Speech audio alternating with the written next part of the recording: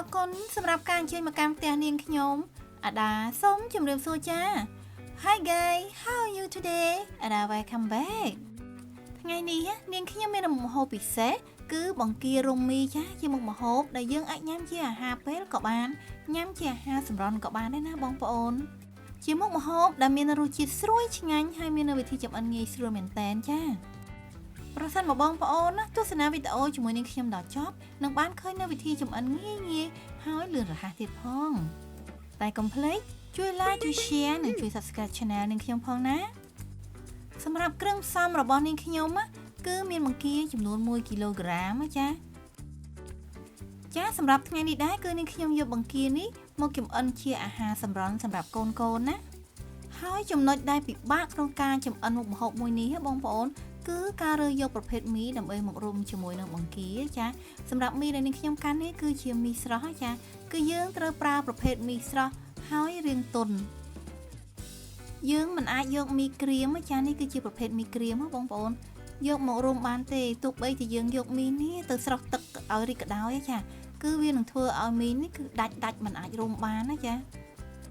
សម្រាប់គ្រឿងផ្សំបន្ទាប់មានដូចជាអំបិលខ្នុរស្ករសចាជាមួយនឹងម្រេចហើយក៏មានជាមួយនឹងក្រូចឆ្មាខ្ទឹមសខ្ទឹមក្រហមជាមួយនឹងម្ទេសហឹរដែលយើងទុកសម្រាប់ធ្វើជាទឹកជ្រលក់ចាឥឡូវនេះគ្រឿងផ្សំរបស់នាងខ្ញុំបានត្រៀមរួចរាល់ហើយតោះអញ្ជើញមកទស្សនាជាមួយនឹងខ្ញុំទាំងអស់គ្នាណាចាគឺនាងខ្ញុំចាប់ផ្ដើមសម្អាតបង្គាឲ្យស្អាតណាដោយយកផ្នែកខ្មៅនៅលើខ្នងនេះចេញចាហើយយើងធ្វើការបកសម្បកចេញទុកតែផ្នែកកន្ទុយតែបន្តិចទេណាបងប្អូនចាបង្គាគឺជួយកាត់បន្ថយហានិភ័យនៃជំងឺមហារីកកាត់បន្ថយហានិភ័យនៃជំងឺដាច់សរសៃឈាមខួរក្បាលនិងជំងឺគាំងបេះដូងចាធ្វើឲ្យឆ្អឹងរបស់យើងនឹងរឹងមាំហើយមានសុខភាពល្អទៀតផងបង្កើនមុខងារក្រពេញទីរ៉ូអ៊ីតចាបង្កើននៅបរិមាណកោសិកាឈាមក្រហមទៀតផងណាបងប្អូនចាការទទួលទានបង្គាគឺជួយពង្រឹងដល់សុខភាពខួរក្បាលនិងបេះដូងដោយសារតែអាហារូបត្ថម្ភនិងអូមេហ្គា3ចាហេតុផលមួយទៀតដែលគួរទទួលទានបង្គាបងប្អូនចាគឺមាននៅប្រូតេអ៊ីនខ្ពស់ហើយជួយនៅកសាងសាច់ដុំអូហ្គែនស្បែកនិងអុកម៉ូនចាមូលហេតុនេះហើយដែលយើងគួរតែទទួលទានអាហារដែលមាននៅប្រូតេអ៊ីនខ្ពស់ចាហើយម្យ៉ាងវិញទៀតប្រូតេអ៊ីនក៏ជួយដល់ការបញ្ចុះទម្ងន់និងកាត់បន្ថយខ្លាញ់ក្បាលពោះចានិងជួយដល់ពង្រឹងរាងកាយរបស់យើងឲ្យរឹងមាំទៀតផងណាចាបន្ទាប់ពីសម្អាតបង្គាហើយគឺនាងខ្ញុំបន្ថែមអំបិលខ្នុរពាក់កណ្ដាលស្លាបព្រាកាហ្វេចាដើម្បីឲ្យបង្គារបស់យើងហ្នឹងគឺមានជាតិចាជាមួយនឹងស្ករស1ស្លាបព្រាកាហ្វេ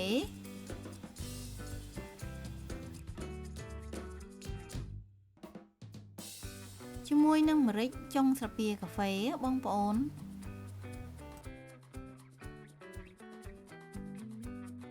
បន្ទាប់មកគឺយើងច្របាច់បង្គារបស់យើងហ្នឹងតិចដើម្បីឲ្យចូលជាតិជាមួយនឹងគ្រឿងផ្សំហើយយើងទុកបង្គារបស់យើងនេះប្រហែលពី10ទៅ15នាទីសិនណាបងប្អូនដើម្បីឲ្យចូលជាតិបានល្អចាកំឡុងពេលដែលយើងទុកបង្គាឲ្យចូលជាតិនេះគឺនាងខ្ញុំចាប់ផ្ដើមធ្វើទឹកជ្រលក់សិនណាចាដូចដាក់ខ្ទឹមសខ្ទឹមក្រហមជាមួយនឹងម្ទេសបើសិនបងប្អូនចូលចិត្តហឹរដាក់ម្ទេសច្រើនក៏បានចាដែលបន្ថែមអំបិលចុងស្លាបព្រាបាយជាមួយនឹងស្ករស1ស្លាបព្រាបាយដើម្បីបុកទៅធ្វើឲ្យខ្ទឹមជាមួយនឹងម្ទេសនឹងឆាប់ម៉ត់ល្អចា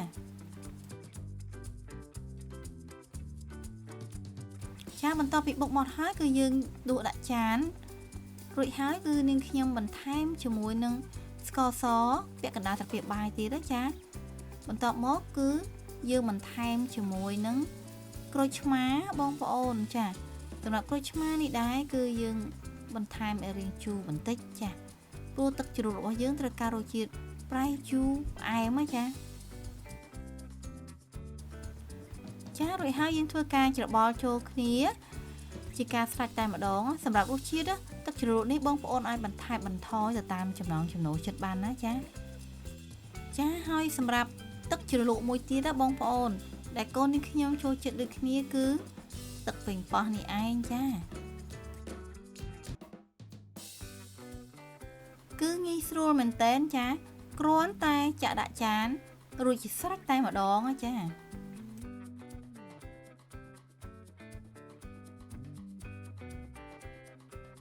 ចាបន្ទាប់មកឥឡូវនេះគឺនាងខ្ញុំចាប់ផ្ដើមយកមីមករុំជាមួយនឹងបង្គាណាបងប្អូនចាសម្រាប់មីនេះដែរគឺសំខាន់ខ្លាំងណាស់ក្នុងការធ្វើចម្អិនមុខម្ហូបមួយនេះចាគឺយើងកុំភ្លេចយកមីស្រស់បងប្អូនឲ្យទន់ទើបងាយស្រួលក្នុងការរុំជាមួយនឹងបង្គាចាចំពោះវិធីក្នុងការរុំបង្គានេះបងប្អូនអាចរុំតាមវិធីរបស់នាងខ្ញុំក៏បានឬក៏មាននៅវិធីរុំផ្សេងទៀតក៏បានដែរចាដូចគ្នាទេ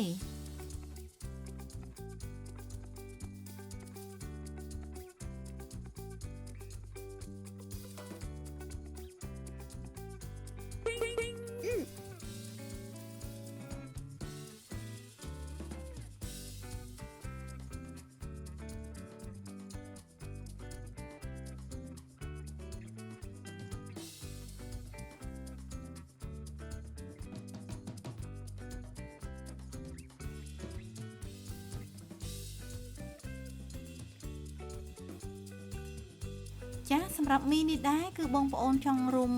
មួយជាន់ក៏បានឬក៏ចង់រុំពីរជាន់ក៏បានដែរចាតាមចំណង់ចំណូលចិត្តរបស់យើងណា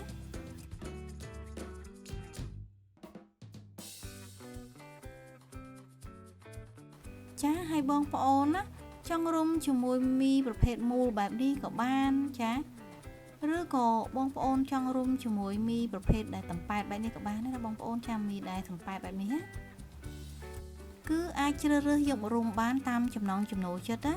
ហើយសម្រាប់រសជាតិគឺឆ្ងាញ់ដូចគ្នាតែម្ដងណា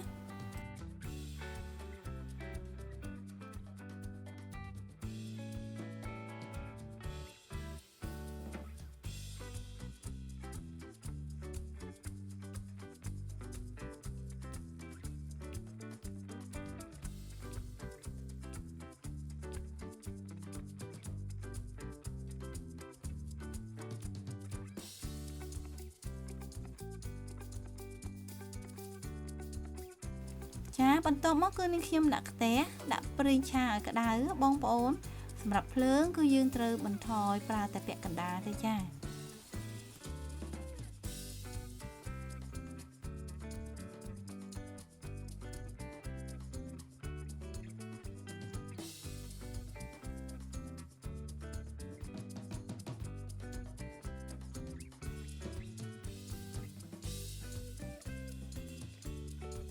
ចាឥឡូវនេះគឺនាងខ្ញុំចាប់ផ្ដើមដាក់បង្គាចូលបំពងណាបងប្អូនសម្រាប់ក្លិនវិញគឺចាប់ផ្ដើមឈ្ងុយឈ្ងប់ពេញផ្ទះហើយចា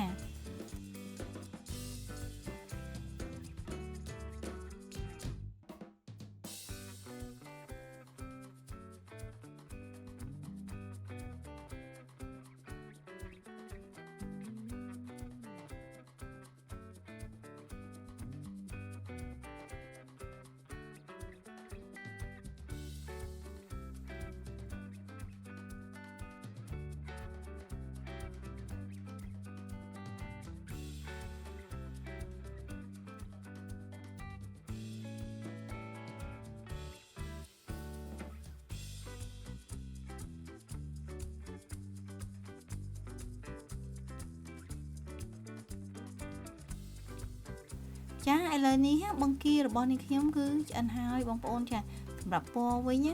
រឹតតែស្អាតទៀតចា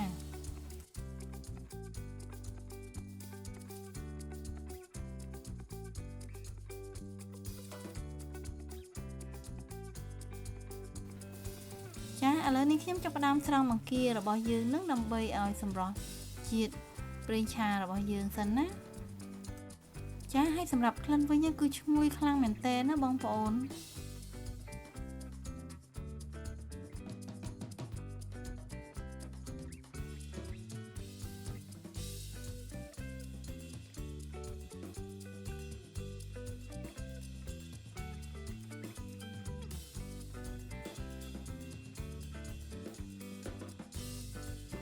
ចាឥឡូវនេះបង្គារបស់នាងខ្ញុំគឺឆ្អិនហើយចាអញ្ជើញមកញ៉ាំជាមួយនឹងខ្ញុំទាំងអស់គ្នាណាសម្រាប់រសជាតិវិញ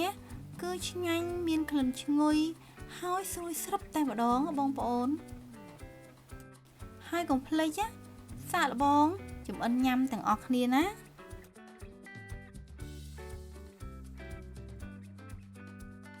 ចាជាពិសេសនៅពេលដែលយើងបានញ៉ាំជាមួយនឹងទឹកជ្រលក់បែបនេះចារឹតតែមានរសជាតិឆ្ងាញ់ខ្លាំងមែនតើណាចា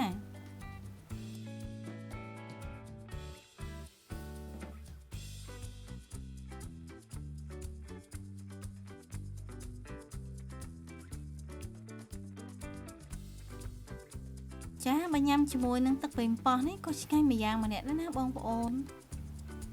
ចាប្រសិនបើមានចម្ងល់អ្វីអាច comment នៅខាងក្រោមវីដេអូរបស់នាងខ្ញុំបានណាចាឲ្យប្រសិនបងប្អូនណាពេញចិត្តនៅវីដេអូរបស់នាងខ្ញុំណាកុំភ្លេចជួយ like ជួយ share និងជួយ subscribe channel នាងខ្ញុំផងណាបងប្អូនណានឹងបានជួបជាមួយនឹងអាដាជួបជាមួយនឹងរបបអាហារនិងចំណេះដឹងផ្នែកសុខភាពទៀតផងជាចុងក្រោយនាងខ្ញុំសូមអរគុណសម្រាប់ការចំណាយពេលវេលាដ៏មានតម្លៃក្នុងការទស្សនាវីដេអូរបស់នាងខ្ញុំណាជួបគ្នានៅវីដេអូក្រោយៗទៀតណាជម្រាបលាអរគុណ